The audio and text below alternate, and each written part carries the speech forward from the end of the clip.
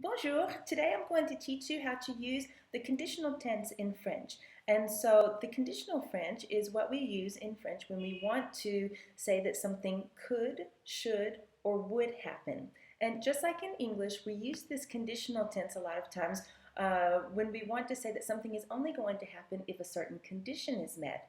So you'll follow along easier with this lesson that I'm going to give you here on YouTube if you'll click along to the blog link that you'll find in the video description. That way you can look at everything written out. Sometimes it's very, very helpful to see the exercises and examples written out.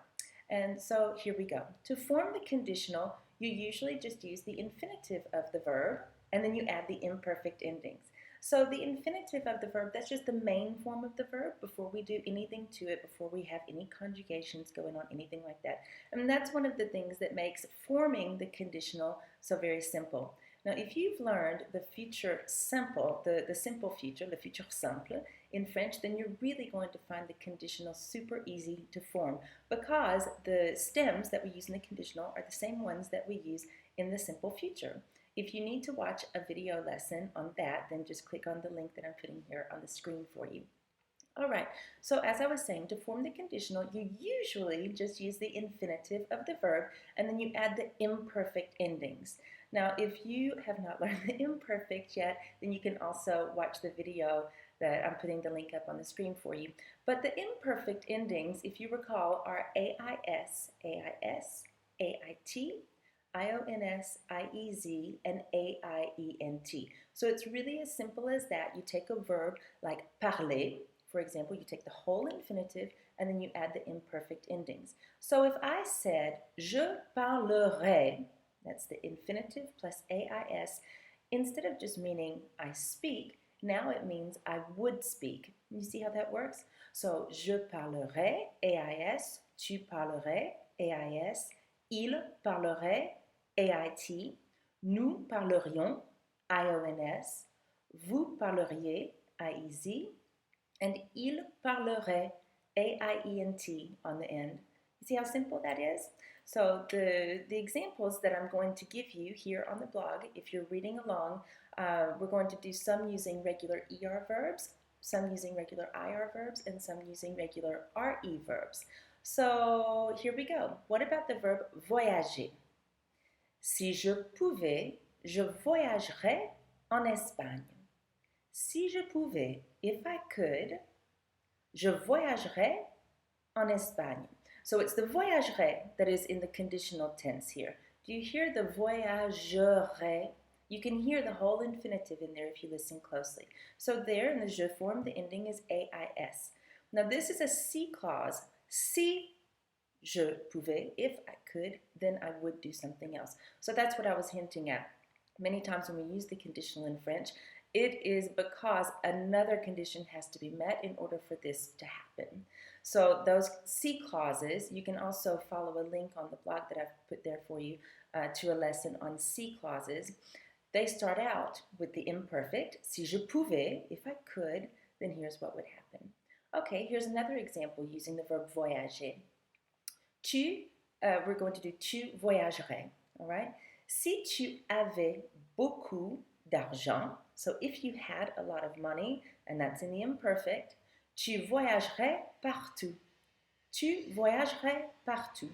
If I said that really slowly, it would sound like tu voyagerais partout. That's not how people speak, so tu voyagerais partout is better. You would travel everywhere. Partout means everywhere. All right, how about one using il? S'il habitait en France, if he lived in France, that's the imperfect, il voyagerait en Allemagne. S'il habitait en France, il voyagerait en Allemagne. Where would he travel to? To Germany, en Allemagne, okay? Now, for the new form, here's one for you. Si nous voulions, again, that's the imperfect, si nous voulions, nous voyagerions ensemble. We would travel together. If we wanted to, we would do this. If this condition were met, then here's what we do, what we would do. Vous voyageriez. Si vous preniez le temps, vous voyageriez plus souvent. If you took the time, si vous preniez le temps, imperfect, vous voyageriez plus souvent. You would travel more often. Souvent means often. And one more for the verb voyager with the il plural form. S'il parlait espagnol, il voyagerait en Espagne. S'il parlait espagnol, if they spoke Spanish, il voyagerait, A-I-E-N-T, en Espagne, to Spain. All right, now how about a few examples using an IR verb? And you'll notice the same is true. We usually are going to use the infinitive as the stem and then just add the imperfect endings. So for the IR verbs, I've chosen the verb partir to work with. So, the je form. À ta place, je partirai un peu en avance. This is not a C clause. You don't always have to use C clauses when you're talking about using the conditional in French. So what this means, à ta place, it means in your place. Or in other words, how we would say it in English is, if I were you. À ta place, je partirai un peu en avance. Je partirai. Partir is the infinitive. Et, A-I-S, is my imperfect ending. So if I were you, here's what I would do. I would leave, je partirai a little early, un peu en avance. And here's the tu form. Est-ce que tu partirais sans moi? Again, it's not a C clause. You don't have to do that. Est-ce que tu partirais sans moi? Without me? Would you leave without me? Est-ce que tu partirais? A-I-S. All right, the il form now. S'il m'aimait, il partirait avec moi. S'il m'aimait, il partirait avec moi. You should see me trying to come up with some of these examples. It's kind of funny sometimes. So if he loved me, s'il m'aimait, this is a C clause. So we're using the imperfect in the C part. If he loved me, il partirait avec moi. Here's what he would do. He would leave with me. Voilà. Okay, in the nous form, nous partirions is how the verb sounds. Si tu vivais au Canada, nous partirions te voir. So, if you lived, si tu vivais au Canada, in Canada, nous partirions te voir. We would come to see you. And you might say, how does partir translate to we would come? This verb partir is used a lot. You know how in English we say going to go on vacation? For example, we use the verb to go. And well, in French, you use the verb partir, partir en vacances. So that's what makes this make sense. Nous partirions te voir. We would come to see you, or we would go to see you, or we would leave to see you, if you prefer to translate it that way. All right, vous partiriez. Here's the vous form. Si vous gagnez $1 million, partiriez-vous en voyage? Si vous gagnez, if you won $1 million, $1 million, partiriez-vous en voyage? Would you leave or would you go on a trip? Bonne question. Il partirait. This is the il plural form with the A-I-E-N-T on the end. S'il n'était pas content, il partirait. S'ils n'étaient pas contents, if they were not happy, that's the imperfect. Here's what they would do. They would leave. Ils partiraient. Très bien. Now, just a few more examples using some RE verbs. Again, these are regular verbs, and we do have some irregular verbs to get to in the conditional, but we'll look at those in just a minute, so stick with me or fast forward, whatever you want to do. We're going to look at the verb prendre. Prendre means to take. And it also means to have when we're talking about food or drink. You know how we go in a restaurant and we say, oh, I'll have a Coke, please, or whatever, a glass of wine. Okay, in French, you don't use the verb avoir, you use the verb prendre. So some of my examples will have to do with food and drink for that reason. The je form. Now look at this. In the RE verbs, I lied to you a little bit. I said you're going to take the whole infinitive and add the imperfect endings. For RE verbs, you do have to take the E off of the end before you add your imperfect endings. So, je prendrai, prendrai, P-R-E-N-D-R-A-I-S is the conditional form. Je prendrai un parapluie s'il pleuvait. I would take, je prendrai un parapluie, an umbrella, s'il pleuvait, if it were raining. So the s'il pleuvait part, that's in the imperfect. This is a C clause, And notice that you don't have to start out with the C. You can put the C part at the end too. As long as you have conditional and imperfect paired up in a C clause, doesn't matter which one comes first. And that's nice because it works the same way in English. All right, for the to form, tu prendrais, AIS on the end. Qu'est-ce que tu prendrais si tu n'avais pas très faim? So imagine we're in a restaurant, not very hungry, and I'm going to ask my friend what she would take or what you would take if you weren't very hungry. Qu'est-ce que tu prendrais? What would you take or what would you have if you were not very hungry? Si tu n'avais pas très faim. And remember that avoir faim, that's an avoir expression. In English we say to be hungry. In French you say to have hunger. So that's why we're using avoir. Here's another one using an avoir expression in the il form. Il prendrait, AIT on the end. Il prendrait quelque chose à boire s'il avait soif. Il prendrait, conditional, he would take or he would have quelque chose à boire, something to drink, s'il avait soif, if he were thirsty. That's in the imperfect. All right, the nous form with prendre, nous prendrions l'avion si nous étions pressés. Here's what we would do if we were in a hurry. We would take a plane or we would take the plane. Nous prendrions l'avion si nous étions pressés. Pressé means in a hurry. Vous prendriez une salade si vous étiez au régime. Vous prendriez, you would take or you would have une salade si vous étiez au régime. What is régime? It's a very, very naughty word. It's a diet. So, vous prendriez une salade si vous étiez au régime. Et si vous n'étiez pas au régime, vous prendriez des frites. That's just an extra. If you weren't on a diet, vous prendriez des frites. You would have fries.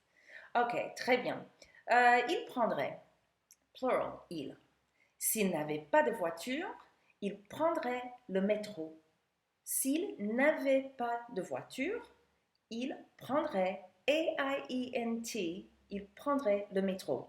So what you have to remember on all of these, the je, tu, il singular and il plural forms are all going to sound the same. Je prendrais, tu prendrais, il prendrait, and then the plural, il prendrait. They look different, and especially the plural, il prendrait, A-I-E-N-T, all of those vowels, just remember that you pronounce it the same way as the je, tu, and il form. It's only the nous and vous form where you have to make sure you get that E sound in because the endings are I-O-N-S and I-E-Z. So it is important to go on it. And if you feel like you're speaking real slowly and you don't sound super French because they speak faster, you have to start out speaking slowly with these. If you start trying to speak too quickly, then, syllables get jumbled up and you feel like you're not pronouncing it right. Just take your time. Nobody cares about that. Now, those three examples or three types of verbs that we just looked at, the ER, IR, and RE verbs, I chose all regular verbs to do those examples. Now, if you're following along on my blog and you scroll down a little bit, you will see that I have, first of all, given you some links to practice the conditional and how to form the conditional, how to use it on Quizlet. So if you're not a member of my YouTube Quizlet class just yet, you can also follow the link to that in the video description below. It's free, and there's tons of resources on there to help you study French as you follow along with my lessons here on YouTube and on the blog. And then there's also an exercise on there. It's an online exercise by Texas Bob, and I think he's just great. So if you don't know about Texas Bob, then follow that link that says Exercice le conditionnel des verbes irréguliers. And so the irregular verbs, that's what we're about to have a look at, and that's what that link is to help you practice. The most common verbs that have irregular future and conditional stems, that chart is there on the blog. Now you see, this is very, very convenient because if you have learned the simple future already, and you had to learn all of those irregular stems, they're exactly the same for the future, for the conditional, I should say. The endings are the only thing that change. So for a verb like aller, the stem is IR. So in the conditional, we're going to just add AIS to that IR. So j'irai means I would go. And you might tell yourself, well, how does that sound different to the simple future, which is IRAI? j'irai, j'irai. They sound exactly the same. They really do. It's only in writing that you'll see the difference. But I'll tell you what, how can you tell the difference when you're listening and when you're speaking? It's all in the context. It really is. Once you have the context and you know what's going on, and especially if you're using a C clause, then you'll know that this is the conditional. So there are a number of those. I didn't count exactly how many irregular conditional stems there are in this chart, but you have the verbs like aller, avoir, courir, devoir.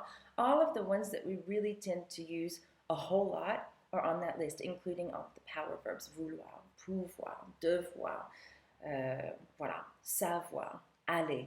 All right, so really, really take the time to learn those, and then I would suggest that you follow along and watch and listen to the lesson that I've made on the second conditional C clauses, because those are the ones where you're going to be using the imperfect and the conditional, and there's also a link to that in the blog post. I hope that you got something out of this lesson. Let me know if you have any questions, and if you are interested in taking some Skype lessons with me, then you can find out how to do that. Also on the blog, there's a link up at the top, French lessons, and how to find out how to do that with me on Skype.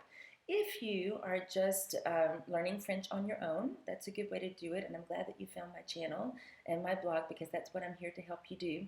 I always, every day, it seems like I'm creating something new and trying to make the blog better for you. So I'm always welcome to suggestions that you might have.